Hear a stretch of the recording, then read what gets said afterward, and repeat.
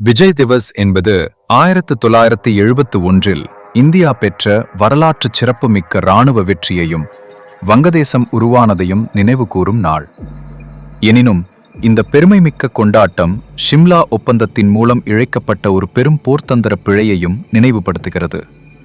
இந்திய படைகள் 93,000க்கும் மேற்பட்ட பாகிஸ்தான் வீரர்களை போர்க்கைதிகளாக பிடித்திருந்தபோது பிரதமர் இந்திரா காந்திக்கு காஷ்மீர் பிரச்சனையை நிரந்தரமாக தீர்க்கும் மகத்தான வாய்ப்பு கிடைத்தது. பாகிஸ்தான் அழுத்தத்தில் இருந்த அந்த காலகட்டத்தில் எல்லை கட்டுப்பாட்டு கோடு LOC அல்லது காஷ்மீர் தொடர்பாக நீடித்த சமாதான உடன்படிக்கையை உறுதி செய்யுமாறு இந்தியா நிபந்தனை விதித்திருக்கலாம்.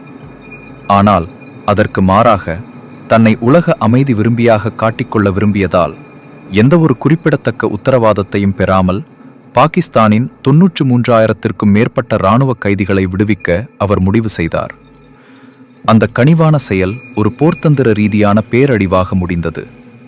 காஷ்மீர் மோதலை நிரந்தரமாக முடிவுக்கு கொண்டு வரும் ஒரு பொப்பொன்னான வாய்ப்பு நழுவ விடப்பட்டது.